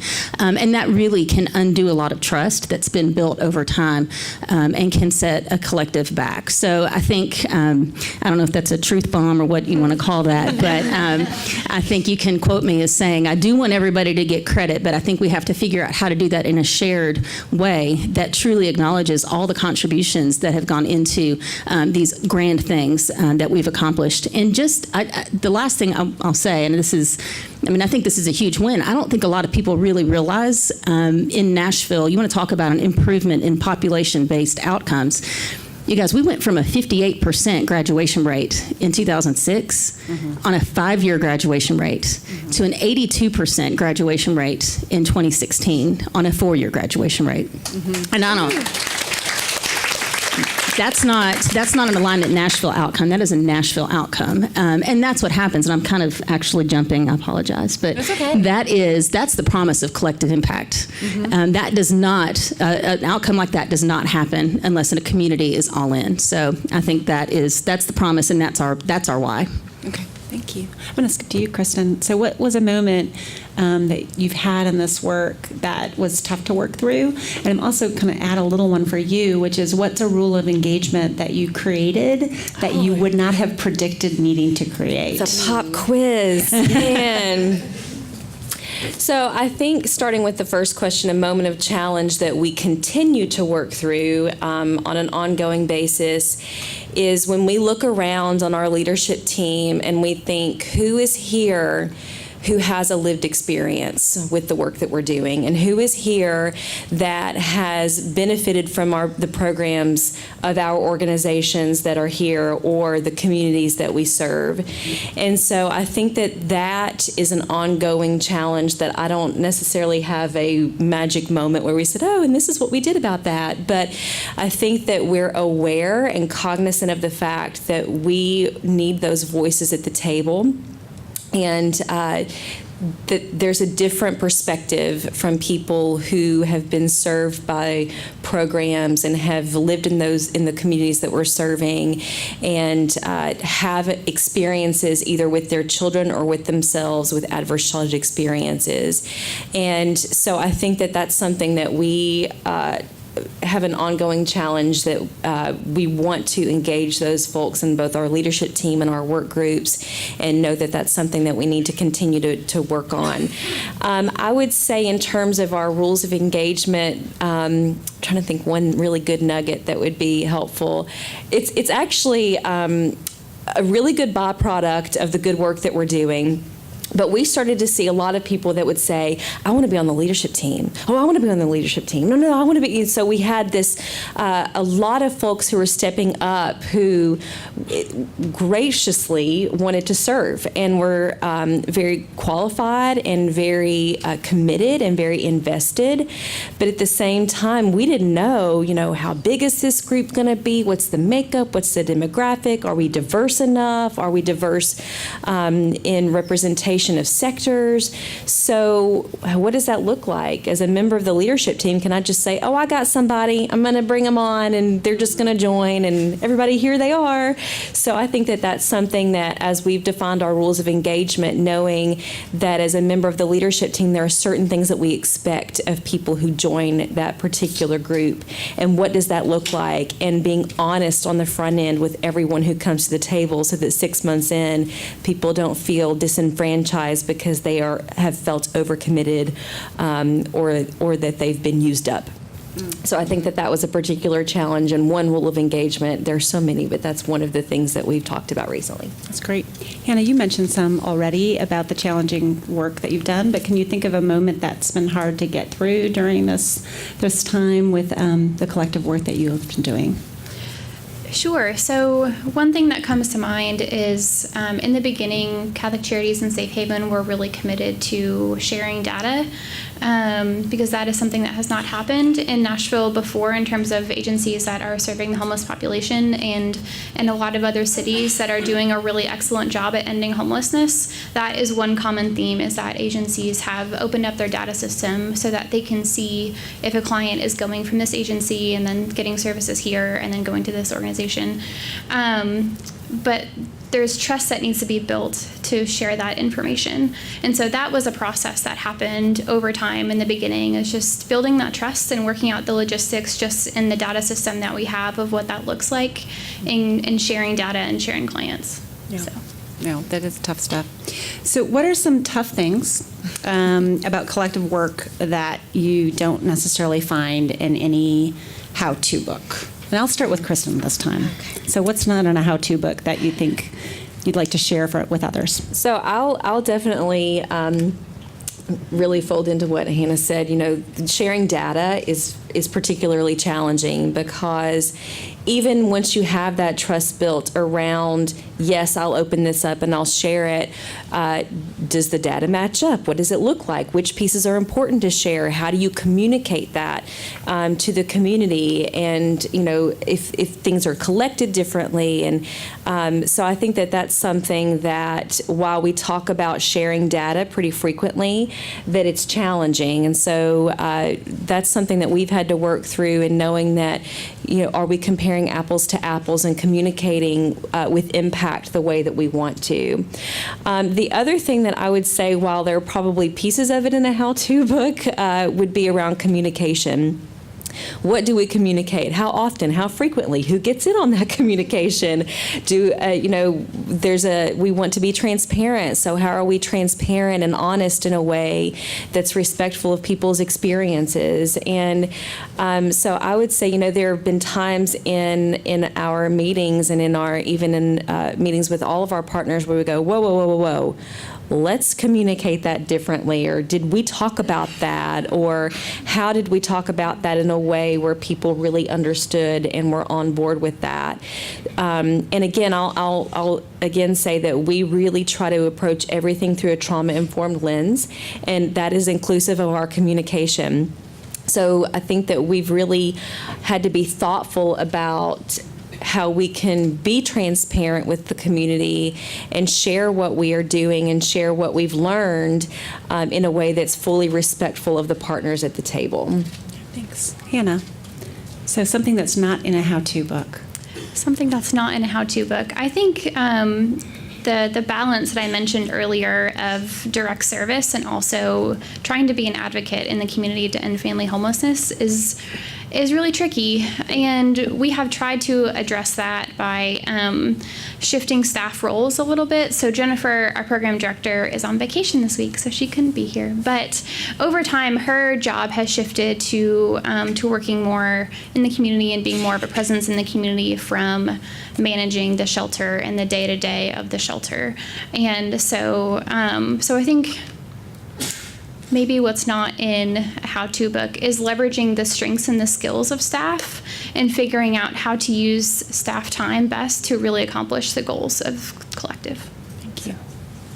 Not in a how-to book. And not in that, there probably are some how-to books, but I think culture. I mean, culture. We've heard that, and I just want to reinforce and affirm that culture really is everything when we're working at the community level like this. And I think for us as a backbone organization, that is especially important because we're looking at how our culture internally reflects or even leads the way for how we set the culture in the collective throughout the community. And that can come down to everything from, we kind of learned the hard way. It matters where our offices are. If we're going to be a neutral convener, where you're housed has an impact on that and has an impact on your culture. There are a lot of things to consider. So I think finding those lines, and I'll echo from a different perspective, staff role as a backbone, we wear lots of different hats. Sometimes we're facilitators, sometimes we are we're dealing with logistics. Sometimes we're minutes takers. We do a lot of different play a lot of different roles in making sure that the work is going forward. And so knowing when and how and where and in what way to step forward and having the judgment to know what's the best and most appropriate way to interact with those groups and in the community is tough. And I don't think that if somebody has a how-to, I would love it. So we'll put one together this year, I think, we'll do that. as a result of this work. So just as kind of a closing statement, we've talked a lot about some of the challenges, but I also want to hear a little more about what you think the promise of collective impact is. Why do this work together? And I'll start with you, Hannah. Sure. So I think that there are a couple pieces for us. The first, like I mentioned, we are able to serve and house more families than we ever have before. We are able to serve families that were falling through the cracks. Because of the shared data that we have, we are able for the first time for Nashville to get a glimpse of what the numbers look like for family homelessness. And it's certainly not complete, but it's definitely a starting point. And so it's really exciting to at least have a starting point with that. The other thing too is that by having a partner in this work, it makes it that much more meaningful to have someone to celebrate with. When you reach even just like some what people might think is insignificant goals of being able to run a report with really excellent data quality, or meeting a certain number of clients that hit this goal of getting a GED, or a number of clients that have maintained employment for this long. It's really fun just to celebrate with somebody who just gets it. Yeah, that's great. Kristen. That's great. I love it. So we have this saying that's kind of become our ACE Nashville mantra, and that is all boats rise in the harbor. So when we talk about what we're doing as individual organizations and then what we're doing as a collective, I think that we've been really thoughtful about celebrating how everything that we're doing really creates an opportunity for all of us to rise and for all of us to impact families and children in a better and more positive way and get better outcomes both as individual organizations and as a collective. So I would say the other thing that is really critical is making sure that you're celebrating those successes, even if they seem really minor and even if they seem insignificant at the time, that also continues to create this ongoing commitment to the work that you're doing. And we've talked even with little bitty things, that we feel like, gosh, we'd never get that little bitty thing done, but once it gets done, it feels so good. And I will also say you have a partner to celebrate with, and that makes a really big difference. So all boats rise in the harbor. Thanks. Melissa. Well, besides, obviously talking about and celebrating, and I totally agree with the celebration, things like high school graduation rates and the other things that you see improve. I mean, I think the social capital that's built in a community when we work together and celebrate together and achieve success together, it permeates and it changes things I think we don't even stop to think about, changes the ways that we interact with each other. And I know that, even with Alignment Nashville, we'll hear stories about organizations that maybe had not worked together before.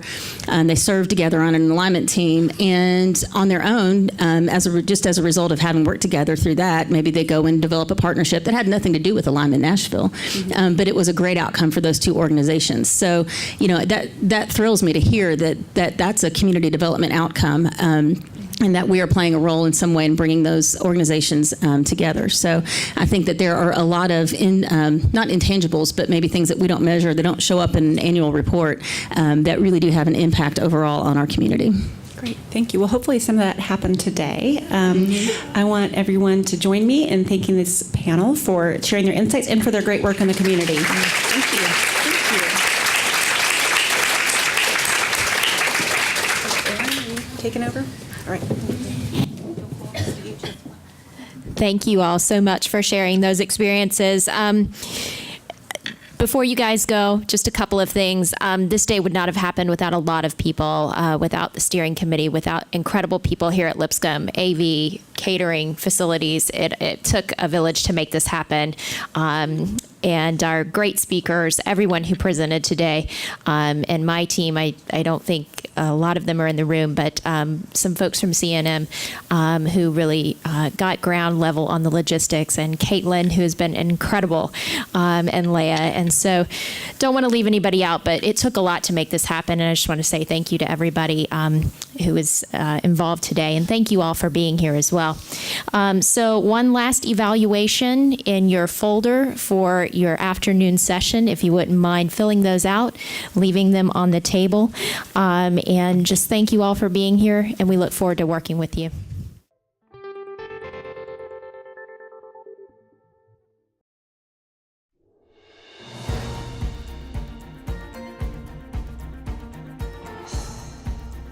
This has been a service of the Metro Nashville Network.